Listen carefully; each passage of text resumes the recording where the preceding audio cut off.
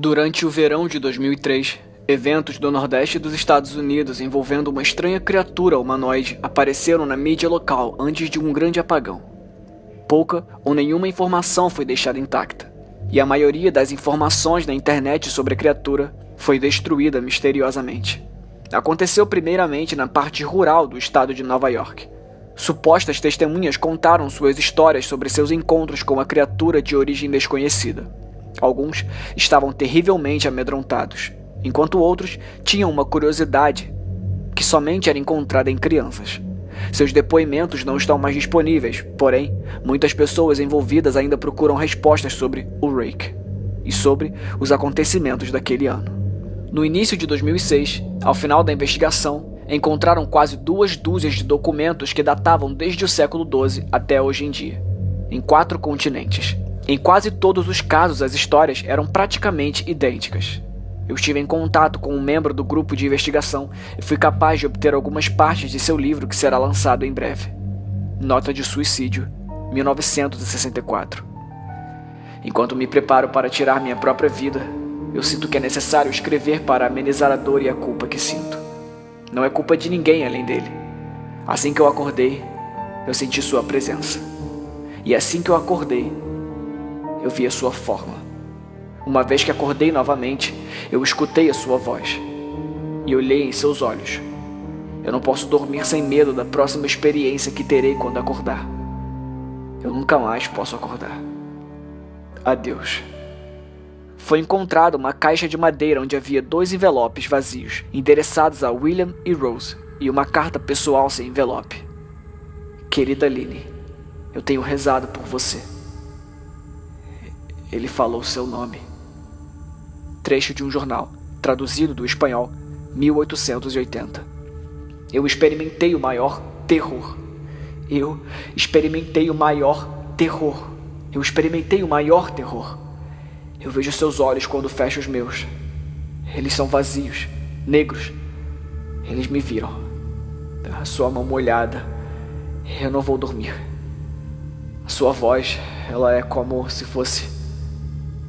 Diário do Capitão, 1691. Ele veio a mim durante o meu sono. Do pé da minha cama, eu tive uma sensação. Nós devemos voltar para a Inglaterra. Nós não devemos voltar aqui, a pedido do Rake. Depoimento de uma testemunha, 2006. 3 anos atrás, eu havia retornado de uma viagem até as cataratas do Niágara com a minha família no 4 de julho. Nós estávamos todos exaustos após um longo dia dirigindo. Então meu marido e eu pusemos as crianças direto para a cama.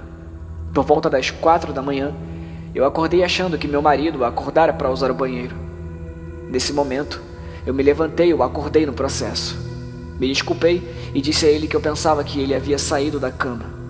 Quando ele se virou para mim, ele ofegou e puxou seus pés do fim da cama tão rápido que quase me derrubou. Ele me agarrou e não disse nada. Quando meus olhos se acostumaram ao escuro, eu fui capaz de ver o que causou essa reação nele. No pé da cama, sentado e nos olhando, estava o que parecia um homem pelado, ou um grande cachorro sem pelo. O seu corpo estava contorcido de um jeito perturbador e não natural, como se ele tivesse sido atropelado ou coisa parecida. Por alguma razão, eu não estava instantaneamente com medo dele, mas com pena de sua condição.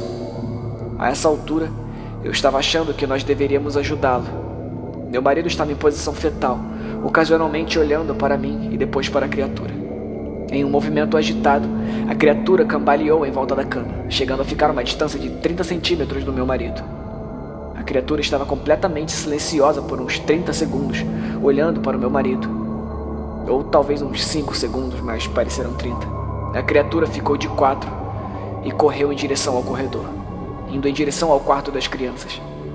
Eu gritei e corri para o interruptor, planejando pará-lo antes que ele machucasse as crianças. Quando cheguei no corredor, a luz do quarto era o bastante para vê-lo a uns 6 metros de distância. Ele se virou para mim e me olhou diretamente, coberto de sangue. Eu liguei a luz do corredor e vi minha filha Clara em suas presas.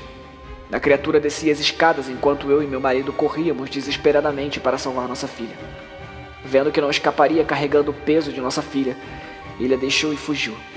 Ela estava gravemente ferida e disse somente uma frase em sua pequena vida. Ela disse: "Ele é o Rick." O meu marido caiu no lago enquanto levava nossa filha ao hospital. Ele não sobreviveu. Como era uma cidade pequena, a notícia se espalhou rapidamente. A polícia foi de grande ajuda no começo e o jornal local ficou bastante interessado também. Entretanto, a história nunca foi publicada e a TV local nunca mostrou a notícia. Por vários meses, eu e meu filho Justin ficamos em um hotel perto da casa dos meus pais. Depois de decidir voltar para casa, eu comecei a procurar respostas sozinha. Eventualmente, eu encontrei um homem na cidade seguinte que tinha uma história parecida com a minha. Nós nos conhecemos e começamos a falar sobre nossas experiências. Ele conhecia umas 2 outras pessoas em Nova York que haviam visto a criatura chamada de Rick. Todos nós precisamos de 2 anos de procura de material na internet e cartas para conseguir juntar uma pequena porção do que acreditávamos ser aparições do Rick. Nenhuma das informações nos deu nenhum detalhe, história ou pista. Um jornal tinha um artigo falando sobre ele nas 3 primeiras páginas, mas depois disso, nunca mais o mencionaram de novo. Um diário de capitão não explicou nada sobre o encontro, apenas falando que o Rick mandou eles irem embora. Aquela era a última parte do diário. Nós descobrimos, entretanto, que a criatura visitava a pessoa várias vezes. Ele também se comunicava com várias pessoas, incluindo a minha filha. Isso nos levou a pensar se o Rick havia nos visitado alguma vez desde nosso último encontro. Eu pus um gravador do lado da minha cama e o deixei gravando enquanto dormia. Todas as noites, por 2 semanas, checava todos os sons do meu quarto, de mim rolando na cama, todo dia que eu acordava. No final da última semana, eu já estava meio que acostumada com o som que eu fazia enquanto dormia, até que escutei o mesmo som, só que 8 vezes mais rápido que o normal, e ainda era quase 1 da manhã. No primeiro dia da 3ª semana, eu pensei ter escutado algo diferente. O que eu ouvi era uma voz estridente. Era o Rick. Eu não consigo escutar aquilo tempo bastante para descrevê-lo. E ainda não deixei ninguém escutar a gravação. Tudo que eu sei é que já escutei isso antes. E acredito que era exatamente o que falava enquanto estava ao lado do meu marido. Eu não me lembro de escutar nada na hora, mas, por alguma razão, a voz do gravador automaticamente me lembra aquele momento. Os pensamentos que devem ter passado pela mente da minha filha naquela noite me deixam muito frustrada. Eu não vi mais o Rick, desde que ele arruinou a minha vida. Mas eu sei que ele está no meu quarto enquanto eu durmo. E eu temo que uma noite eu acordarei e verei ele me observando.